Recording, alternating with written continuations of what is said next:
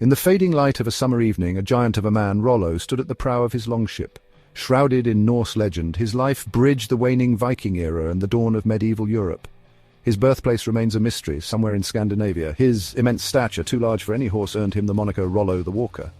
Yet his ambitions transcended mere raiding. He was a strategist, a political player, a builder of empires. Unlike typical Viking chieftains focused solely on plunder, Rollo possessed a keen understanding of both military tactics and political maneuvering. His vision extended far beyond immediate gains, encompassing the creation of lasting power and influence. His story is not just one of conquest, but of transformation, of a barbarian forging a new order in a chaotic world. In the fading light of a summer evening, a giant of a man, Rollo, stood at the prow of his longship. Shrouded in Norse legend, his life bridged the waning Viking era and the dawn of medieval Europe. His birthplace remains a mystery, somewhere in Scandinavia. His immense stature, too large for any horse, earned him the moniker Rollo the Walker. Yet his ambitions transcended mere raiding. He was a strategist, a political player, a builder of empires. Unlike typical Viking chieftains focused solely on plunder, Rollo possessed a keen understanding of both military tactics and political maneuvering. His vision extended far beyond immediate gains, encompassing the creation of lasting power and influence. His story is not just one of conquest, but of transformation, of a barbarian forging a new order in a chaotic world. In 885, Rollo launched his most audacious campaign, a full-scale assault on Paris, the very heart of Frankish power. This wasn't the typical Viking raid, it was a meticulously planned siege showcasing Rollo's strategic genius. His innovative tactics, unprecedented in Viking warfare, stunned the Franks. He skillfully divided his forces, simultaneously targeting the city's vital bridges and deploying siege engines along the riverbanks. The use of fireships, a novel tactic for the time, further showcased his tactical innovation and ruthlessness. The siege endured through an exceptionally harsh winter, a period that would have forced most Viking leaders to retreat. But Rollo, demonstrating remarkable resilience and adaptability, turned the frozen Seine to his advantage, transforming his ships into mobile fortifications and maintaining the pressure on the besieged city. The Frankish king Charles the Fat ultimately found himself powerless against Rollo's sustained assault and superior strategy. Military defeat was inevitable. Instead, he was forced into a humiliating negotiation, paying a substantial ransom to secure the lifting of the siege. This pivotal event marked a dramatic shift in Rollo's trajectory. He transitioned from a purely military leader to a significant political player, wielding considerable influence in Frankish affairs, a position he would skillfully leverage to achieve his ultimate ambition. The siege of Paris was not just a military victory, it was the decisive turning point in Rollo's transformation from feared raider to powerful duke.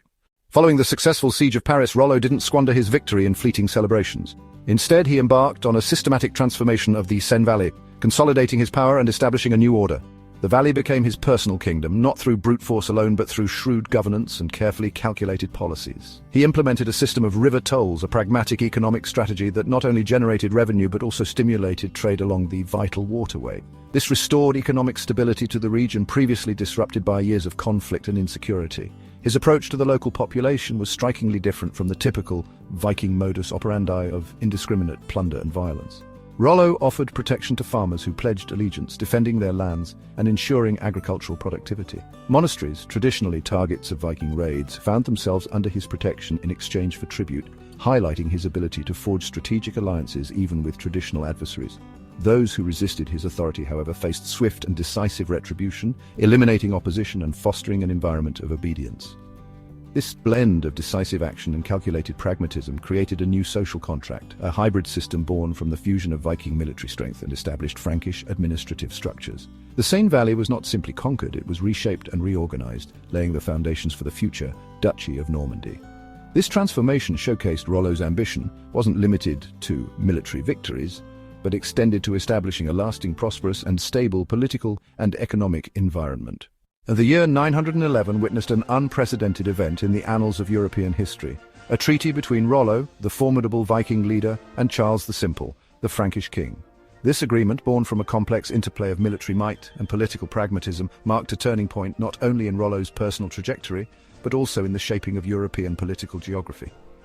Charles, facing relentless Viking incursions and internal strife, recognized the strategic advantage of allying with the powerful Rollo rather than engaging in a futile war of attrition.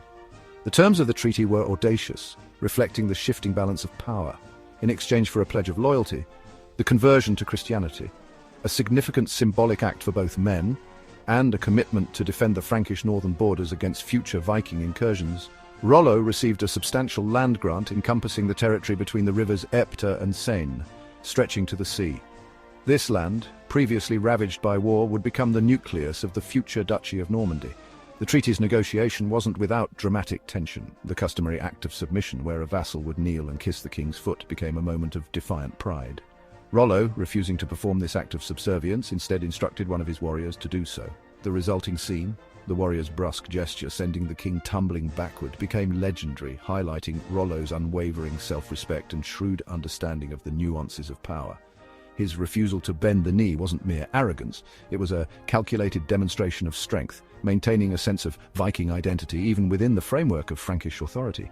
This bold act underscored the unprecedented nature of the agreement, where a Viking warlord was not only granted land but also officially recognized as a legitimate ruler. Further cementing this strategic alliance, Rollo married Gisela, Charles's daughter, a political union signifying both a commitment to peace and a skillful balance of Viking and Frankish interests. This shrewd marriage further secured his position within the Frankish power structure, blending his Viking loyalties with the legitimacy afforded by his connection to the royal family. The Treaty of Saint-Clair-sur-Epte wasn't just a land grant. It was the foundation upon which a new, powerful and lasting entity, the Duchy of Normandy, would emerge, transforming the very fabric of European power dynamics.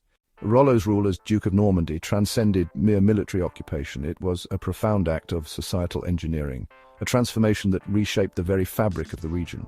His approach wasn't one of simple conquest and exploitation, but of integration and innovation, skillfully blending the strengths of Viking culture with existing Frankish systems. He masterfully divided the conquered lands among his loyal followers, a system that cleverly combined aspects of Frankish feudalism with established Norse traditions. This wasn't a simple distribution of spoils. It was the creation of a new social order, a hierarchy that both rewarded loyalty and fostered a sense of shared purpose amongst his Viking warriors. The result was a unique hybrid culture, a vibrant blend of Norse strength and Frankish sophistication, unlike anything seen before in medieval Europe. Central to Rollo's success was the establishment of a robust and efficient legal system. Renowned for its swift justice, this system provided a crucial sense of order and security, replacing the chaos and uncertainty of the preceding years. This wasn't merely a matter of legal formality, it was a cornerstone of social stability. By ensuring swift and impartial judgment, Rollo fostered an environment of trust and predictability, essential for encouraging economic growth and long-term prosperity. Furthermore, he implemented a series of economic policies that revitalized the ravaged lands. His pragmatic focus on economic growth is evidenced by his revival of trade along the Seine River. This revitalized waterway became a conduit of commerce, re-establishing Normandy's position as a vital trading hub.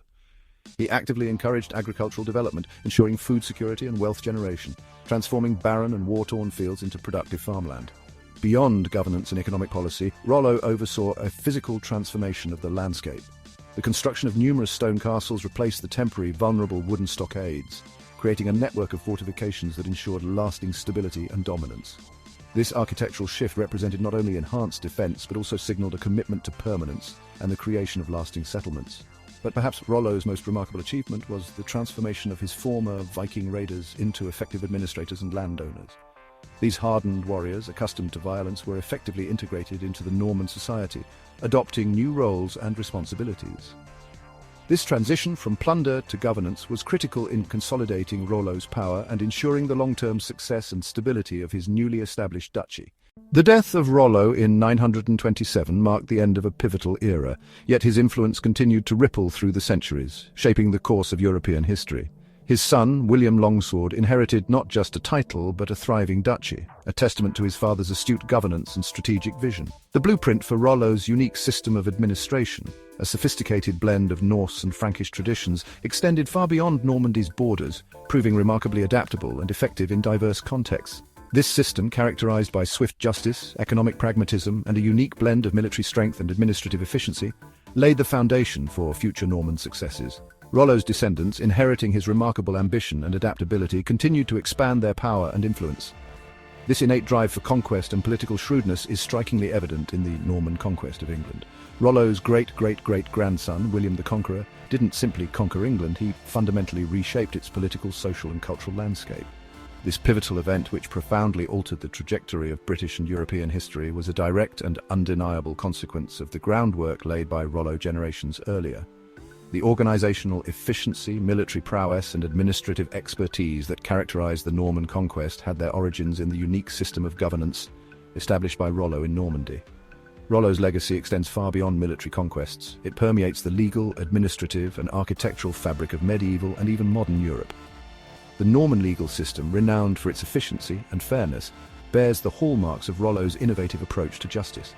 Administrative practices incorporating elements of both Norse pragmatism and Frankish structure created a model for efficient governance that influenced other European kingdoms. The architectural legacy is also undeniable. The distinctive Norman style of castle construction, combining Roman engineering prowess with Norse defensive strategies, shaped the military architecture of the region for centuries. Rollo's impact wasn't simply limited to the establishment of a powerful duchy. His influence permeated the cultural and institutional fabric of Europe, leaving an enduring and multifaceted legacy that continues to resonate even today. Today, a statue of Rollo stands in Rouen, a powerful symbol of the man who irrevocably transformed both himself and the course of European history.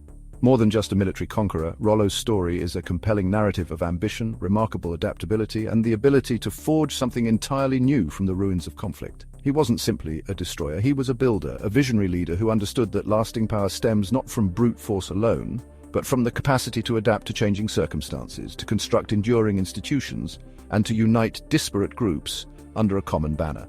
His reign in Normandy was a testament to this principle, successfully integrating Viking warriors into a stable and prosperous society, blending Norse traditions with Frankish governance. Rollo's life serves as a compelling counter-narrative to the simplistic idea that greatness lies solely in military conquest. His true greatness lies in his profound ability to transform, not just to conquer. He transitioned from a feared Viking raider to a respected and influential duke, a testament to his political acumen and strategic thinking. He didn't merely seize power, he built a lasting legacy. His influence continues to resonate throughout modern Europe. The legal systems, administrative practices, and cultural norms that he established in Normandy had a profound and lasting impact, shaping the development of subsequent societies and influencing the political and cultural landscape of the continent for centuries. His story is not just a historical account, it's a timeless lesson in leadership, demonstrating the enduring power of vision, adaptability, and the ability to build a stronger and more prosperous future from the ashes of the past. Want to learn more about fascinating figures who shaped history? Subscribe to our channel for more captivating historical stories. Hit the like button if you enjoyed this video, and let us know in the comments which historical figure you'd like us to cover next.